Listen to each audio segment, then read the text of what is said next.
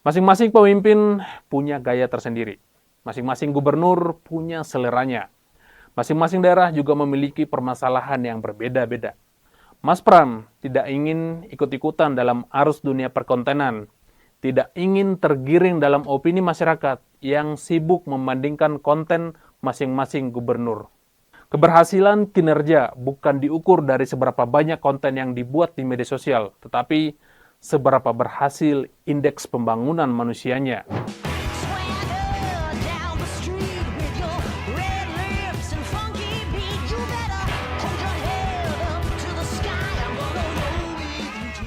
Setelah Pilkada 2024 selesai, rakyat Indonesia sepertinya lebih banyak membicarakan Kang Deddy Mulyadi dibandingkan dengan gubernur lainnya.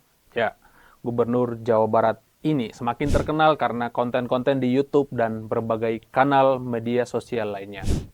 Kang Deddy bahkan mampu upload rata-rata 2 konten setiap harinya di YouTube, juga dengan kanal media sosial yang lain. Langkah Kang Deddy sepertinya cukup menarik. Gubernur lain pun ikut meniru seperti Gubernur Bengkulu Rohidin, Gubernur Maluku Utara Sherly Joanda, dan Wakil Gubernur Sumatera Barat, dan juga Gubernur Banten Andra Soni. Mereka-mereka ini seolah-olah sedang berlomba untuk eksis di dunia maya. Senjata utamanya adalah belusukan, kamera, lalu sedikit dibumbu dengan drama dan komunikasi bersama warga, terutama kelas menengah ke bawah. Dari konten yang viral itu, masing-masing warga mulai membicarakan mereka, lalu membandingkannya dengan gubernur lain, termasuk gubernurnya sendiri juga. Di Jawa Timur misalnya, gubernurnya malah sering dikritik karena tidak seperti Kang Deddy Mulyadi yang setiap hari turun ke bawah. Bu Khofifah bahkan diledekin karena membuat konten review buah durian dan buah mangga. Tapi bukan itu yang akan mau saya bahas kali ini.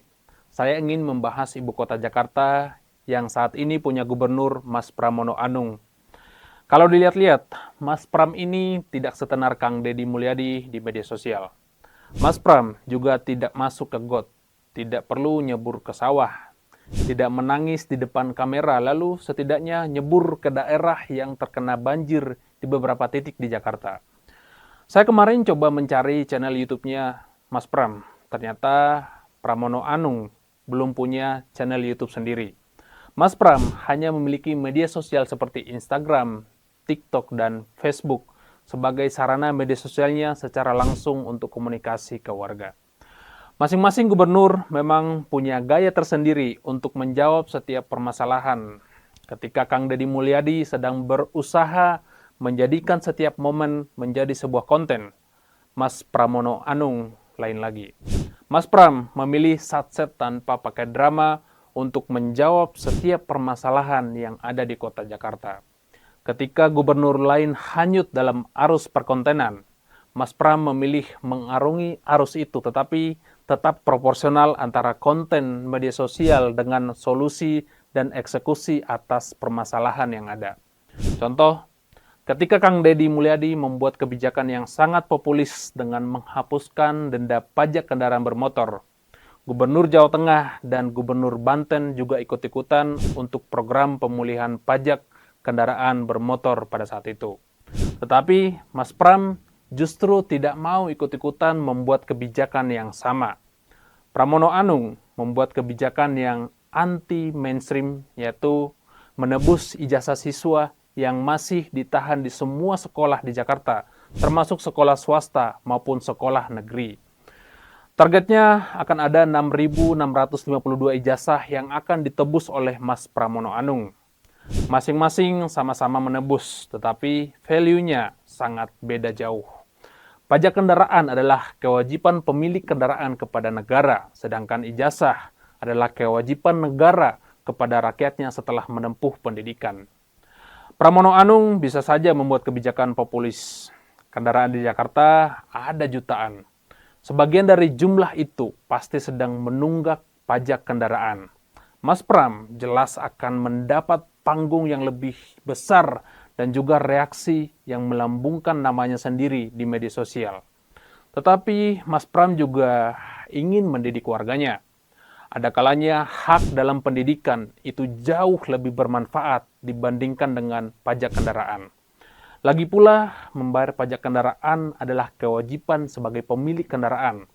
Tidak mungkin kita beli kendaraan tanpa tidak ada komitmen untuk membayar pajak kepada negara. Dan lihat saja, baru beberapa bulan menjadi gubernur Jakarta, Mas Pram sudah melakukan begitu banyak pekerjaan yang hasilnya nyata dan manfaatnya dirasakan secara langsung oleh warga Jakarta.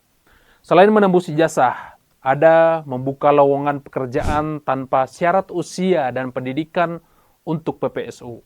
Menyelesaikan urusan kampung bayam, normalisasi kali dan waduk, menaikkan gaji damkar, menambah jumlah KJP dan KJMU, sterilisasi kucing terbanyak di Indonesia, Transjakarta, MRT dan LRT gratis untuk 15 golongan, pajak gratis untuk rumah yang ber-NJOP di bawah 2 miliar, penambahan jalur Transjakarta, dan lain-lain. Yang menarik, ketika Kang Deddy Mulyadi menyindir Jakarta dengan anggarannya yang lebih besar dari Jawa Barat, Mas Pram memilih santai dan fokus bekerja tanpa harus memberi klarifikasi. Mas Pram tidak ingin ikut-ikutan dalam arus dunia perkontenan, tidak ingin tergiring dalam opini masyarakat yang sibuk membandingkan konten masing-masing gubernur. Memberi klarifikasi bisa disalahartikan sebagai menyerang balik, sehingga membuka potensi untuk memperkeruh suasana Jawa Barat dan DKI Jakarta. Dan hasilnya memang terasa. Selain yang saya sebutkan tadi, Tanah Abang perlahan-lahan mulai teratur kembali. Tanah Abang dan parkir liarnya mulai hilang sekarang. Semua dilakukan lewat komunikasi yang efektif dan pendekatan kepada para tokoh-tokoh di daerah tersebut. Perpustakaan Jakarta mulai dibuka hingga larut malam. Bahkan para anak muda meminta agar dibuka 24 jam saja. Buat saya, ini jelas levelnya sudah jauh di atas daerah lain. Membuka perpustakaan selama mungkin artinya membuka kesempatan seluas mungkin kepada warganya untuk mengasah literasi, berinteraksi secara positif, dan melahirkan kolaborasi antar anak-anak muda di Jakarta. Taman-taman juga mulai ditata kembali dan dihidupkan dengan kegiatan yang kreatif. 5 diantaranya sudah dibuka 24 jam, salah satunya lapangan banteng. Lalu Kalijodo, taman bekas kawasan lokalisasi yang dulunya sempat terbengkalai setelah dibangun oleh Ahok, sekarang mulai dirawat kembali. Yang menarik, soal tawuran Manggarai, Mas Pram tidak mau ikut-ikutan mengirim anak-anak yang nakal ke barak militer. Pramono Anung memilih jalan teduh dengan menerima usulan pengajian agama dengan tajuk Manggarai Bersolawat oleh tokoh-tokoh agama dan tokoh-tokoh masyarakat Manggarai.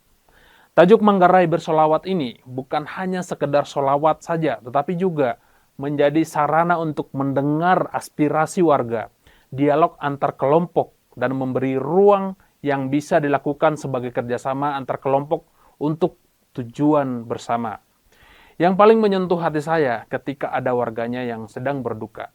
Mas Pram beberapa kali terlihat ikut mengirimkan karangan bunga sebagai ucapan turut berbelasungkawa.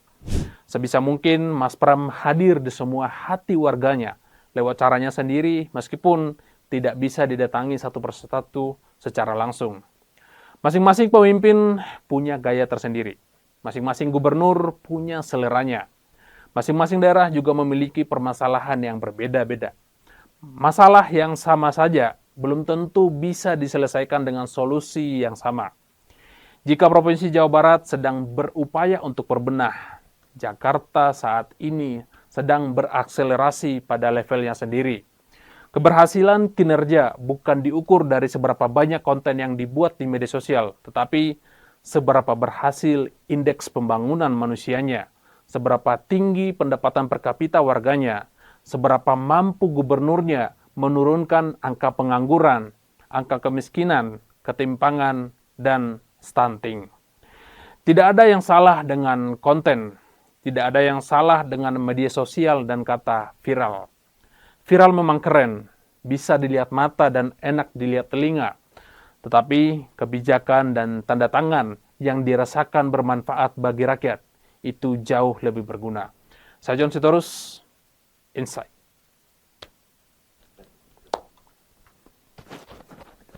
Misalnya ya,